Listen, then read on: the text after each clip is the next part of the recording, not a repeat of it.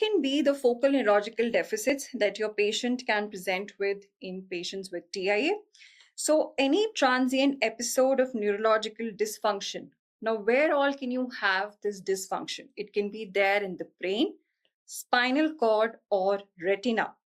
Remember, without acute infarction or tissue injury. Okay, so you can have a dysfunction not only of the brain but also of the spinal cord or retina. So any of the three sides, if you have focal neurological deficit, which was acute, transient, recovered spontaneously, qualifies into TIA with a caveat that there should be no evidence of infarction on imaging. Okay. Now, what all clinical features can you notice in these FNDs?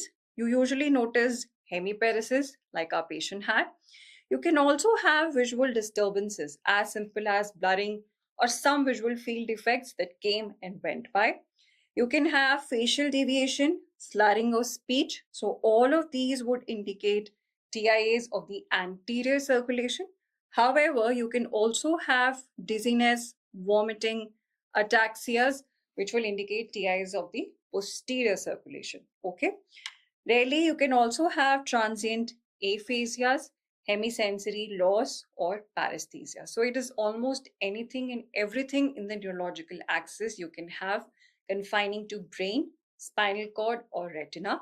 Remember, they have to be acute, they have to be transient, recovering within 24 hours without any evidence on brain imaging. Okay. So once we have seen the focal neurological deficit, so once we have known that, okay, yes, this is what happened in our patient, the next important step is to rule out the mimickers. Okay. Now, how do we do that? Now, TIA generally we see in the older patients, the ones which have vascular risk factors, like our patient did. However, if a young patient, especially the ones which do not have vascular risk factors, the chances are that they have TIA mimics more than the TIA. Okay. Then if you have vascular risk factor like diabetes, hypertension, coronary artery disease, smoking, obesity, atrial fibrillation, previous history of strokes, hence and so forth. So a long list of vascular risk factors, if present, yes, predisposes to stroke, predisposes to TIA. However, if your patient has had history of epilepsy, migraines, brain tumor, likely possibility that this is a TIA mimicker. Then if the symptom was abrupt in onset, it was all out of a sudden, it was maximal at the onset with the duration generally lasting between 60 minutes with a preserved mentation, preserved awareness, and a neurological symptom which is confining to a particular vascular territory, say dysarthria, facial droop, hemiparesis, hemibody numbness. All of these features, they indicate that this is actually a TIA. Whereas if you have symptoms which have marched from one side to the other, your patient has altered sensorium, patient has headache, okay? So all of these will point towards TIA mimickers. And what kind of mimickers? They can be seizure, they can be migraine, they can be simple hypoglycemia, okay?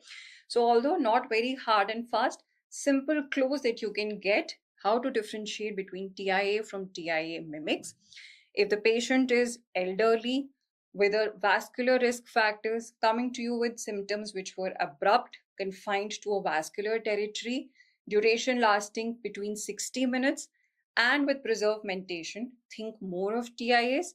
However, young patients, especially on a background of epilepsy, migraine, with symptoms which are waxing and waning and are not confined to a particular vascular territory, think about TIA mimics. Okay.